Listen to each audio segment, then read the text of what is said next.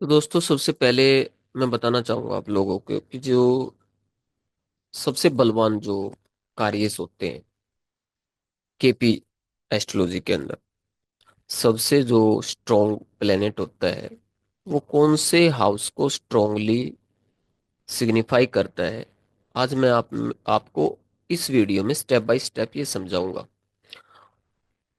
AstroSage app का use करते हो तो उसमें L1 L2 L3 L4 level पे आपको बताया जाता है। तो वो क्या है, उसको हम कैसे चेक करते हैं। सबसे पहले तो हम लेवल 1 की बात करें तो लेवल 1 क्या है। लेवल 1 का मतलब है, मतलब है नक्षत्र स्वामी का जो भी प्लेनेट है उसका जो नक्षत्र स्वामी है वो किस हाउस में प्लेस्ड है। Means house position of the नक्षत्र लॉर्ड। ठीक है दोस्तों, मतलब कि जो प्लेनेट है वो जिस नक्षत्र में प्लेस्ड है उस नक्षत्र का जो स्वामी है वो किस हाउस में प्लेस्ड है। सबसे स्ट्रॉन्ग सिग्निफिकेटर होता है लेवल 1। ठीक है जी। उसके बाद बात आती है लेवल 2 की। ये क्या है भाई? ये जो लेवल 2 है, तब हम इसकी बात करते हैं तो ये क्या है। ये होता है जी, जो प्लेनेट है वो कहाँ पे प्लेस्ड है। जो प्लेनेट है वो खुद कहाँ पे ऑक्यूपेंट है, किस हाउस के अंदर। Means house position of the planet itself. Itself. ठीक है जी। अब ये सेकंड नंबर का सबसे स्ट्रॉन्ग सिग्निफिकेटर है सेकंड लेवल पर।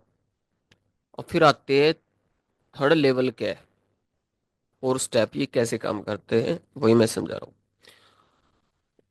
स्टेप 3 की अगर हम बात करें तो ये जो है ये आपको दिखाता है नक्षत्र जो स्वामी है वो किस किस हाउस को सिग्निफाई कर रहे हैं, किस किस हाउस को रूल कर रहे हैं। ठीक है, जैसा कि आप चार्ट में देख रहे हो A B और C। ठीक है, तो लेवल 3 में हम आ जाते हैं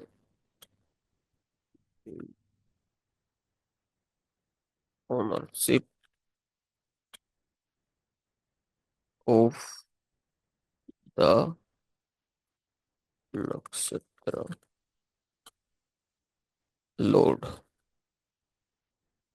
किस किस हाउस को सिग्निफाई कर रहे हैं। जो नक्षत्र लॉर्ड है, जो नक्षत्र स्वामी है भाई, वो किस किस हाउस को सिग्निफाई कर रहा है। तो लेवल 3 में उसको हम लेंगे, उसको काउंट करेंगे। और फिर बात आ जाती है लेवल 4 की।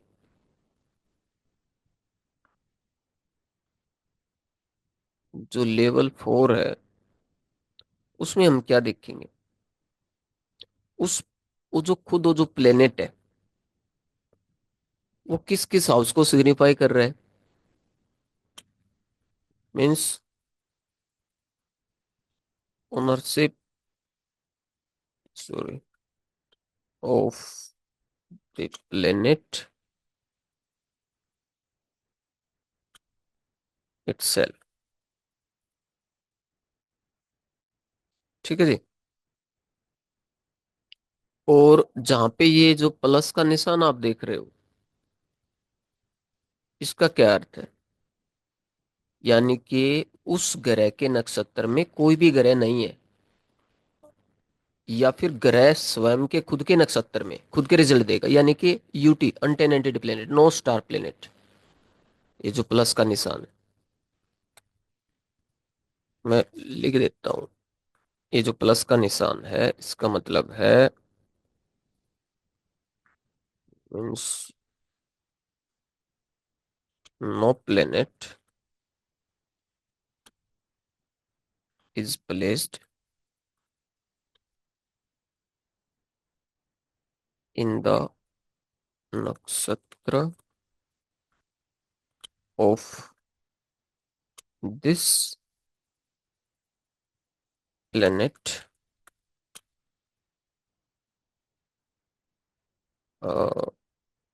और द प्लेनेट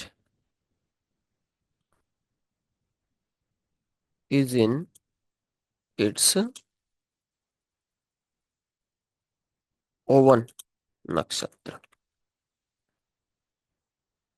ठीक है जी, यहाँ तक क्लियर है। अब यहाँ पे प्लेनेट देखो, सबसे स्ट्रॉन्ग सिग्निफिकेटर जो सूर्य है वो किस हाउस का है। यहाँ पे आप देख रहे हो सूर्य जो है वो केतु के नक्षत्र में है, और केतु की यहाँ पे चेक करो 10th हाउस में प्लेसमेंट है। तो इसलिए ए के नीचे ये 10 नंबर यहाँ पे आपको लिखा मिलेगा। ठीक है जी। तो यहाँ पे हम क्या करेंगे, ए के नीचे लेवल 1 के नीचे हम यहाँ पे एज इट इज 10 नंबर लिखेंगे, ताकि आपको इजीली समझ में आ जाए। अब बी के, मैंने बताया था कि भाई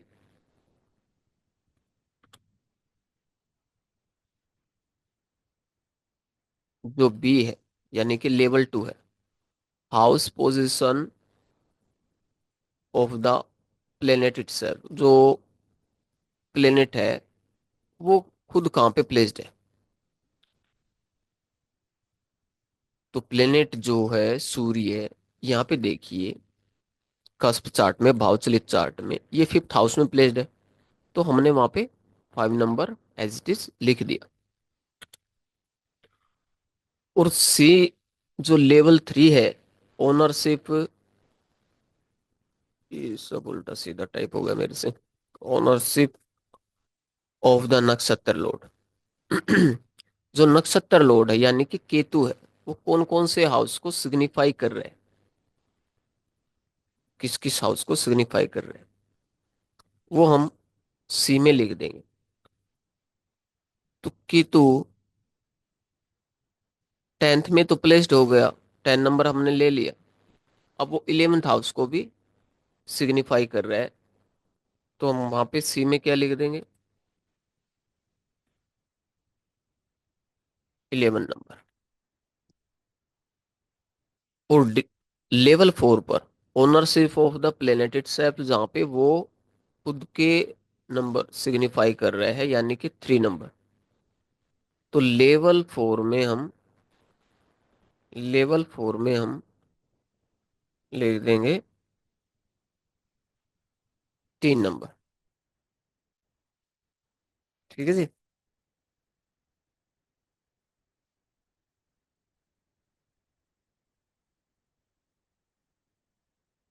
तो ऐसे ही आपने प्रत्येक प्लेनेट का स्ट्रॉन्ग सिग्निफिकेटर्स कौन से हाउस को स्ट्रांगली सिग्निफाई कर रहे हैं ये आप चेक कर सकते हो।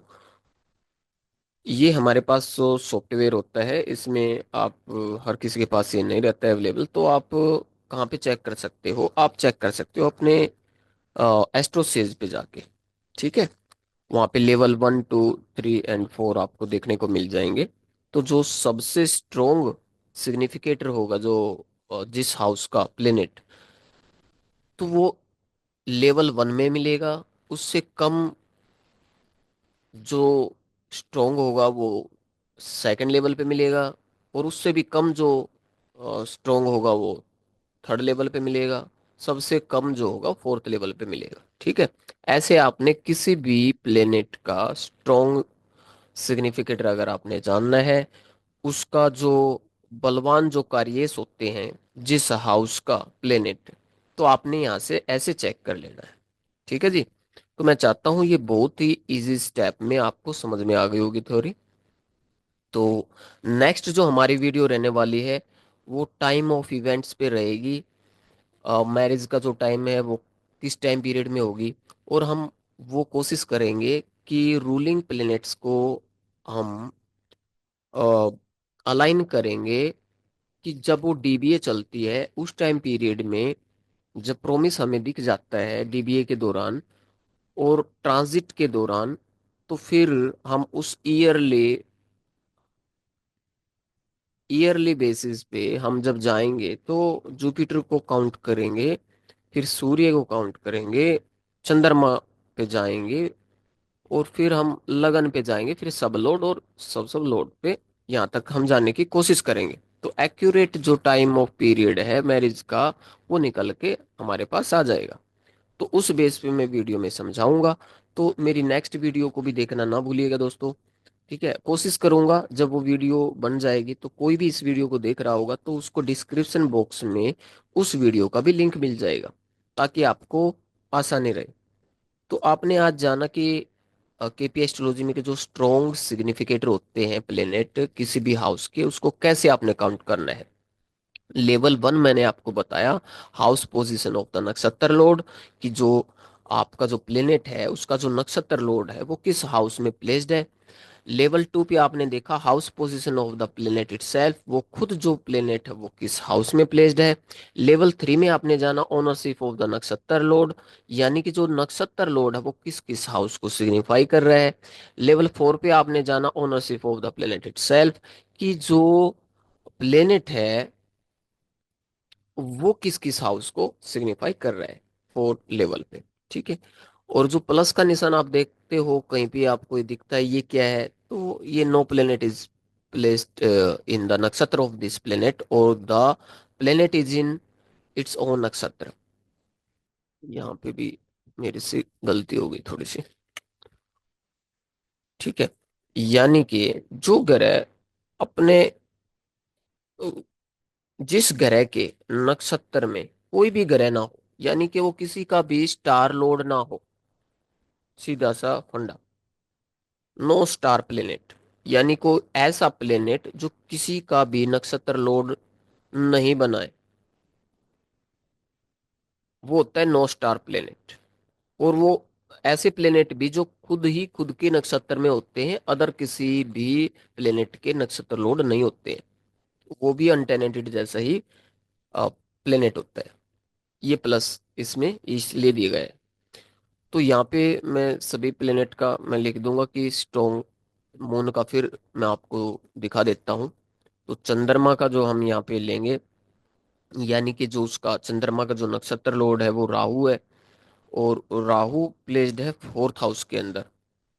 राहु जो प्लेस्ड है वो फोर्थ हाउस के अंदर है, और किस हाउस को सिग्निफाई कर रहा है प्लेनेट, तो चंद्रमा जो है वो खुद एट्थ हाउस में प्लेस्ड है। चंद्रमा कहाँ पे, एट्थ हाउस में प्लेस्ड है। चंद्रमा एट्थ हाउस में प्लेस्ड है, और उसका नक्षत्र लॉर्ड किस हाउस को सिग्निफाई कर रहा है, वो कहाँ पे ऑक्यूपेंट है, वो है जी फिफ्थ हाउस में। और खुद जो उसका और किस किस हाउस को सिग्निफाई कर रहा है चंद्रमा, चंद्रमा कर रहा है फर्स्ट को भी और यहाँ पे सेकंड को भी। क्योंकि देखिए चंद्रमा की जो एक साइन जो लगन में है सेकंड नंबर में भी उसी की है, और एट्थ हाउस में चंद्रमा खुद प्लेस्ड है। ठीक है, तो ऐसे आपने जो है स्ट्रॉन्ग सिग्निफिकेटर आपने क्रिएट करने हैं केपी एस्ट्रोलॉजी में, और ऐसे ही आपने चार्ट बना के आपको इजीली थोड़ा सा ये पता लग जाएगा भी कौन सा प्लेनेट आपको वो असलियत में दे क्या रहा है। ठीक है, आप किसी भी टाइम ऑफ इवेंट जब निकालते हो तो उसमें काफी हेल्प मिलती है आप लोगों को। बहुत सारे ऐसे होते हैं प्लेनेट कि आ, कोई टेंथ हाउस में यहाँ स्ट्रॉन्ग जो दिख रहा है, आ, या फिर आप समझो कि भाई फॉर एग्जांपल यहाँ पे लेवल वन पे ना हो कि कोई प्लेनेट, और यहाँ पे उसका इलेवेंथ हाउस का टेन नंबर इलेवेंथ हाउस को नेगलेक्ट कर देता है। ठीक है, तो इसलिए आपने ये चेक करना है कि भाई जो स्ट्रॉन्ग सिग्निफिकेटर होता है वो प्लेनेट वो किसका नेगेशन करता है, ये भी चेक करना है। और वो सबसे ज्यादा रिजल्ट किस हाउस के देता है। कोई प्लेनेट ऐसा भी होता है आपको जो यहाँ पे दिख रहा है कि जो सूर्य 10 नंबर आपको शो कर रहा है, और उसको आप कहीं और अंदाजा लगा के बैठे हो कि भाई वो 5th हाउस के ज्यादा स्ट्रॉन्गली इफेक्ट देगा, लेकिन नहीं, वो 10th हाउस के ज्यादा स्ट्रॉन्गली इफेक्ट देगा। ठीक है, ऐसे ही आपने चेक करना प्रत्येक प्लेनेट का।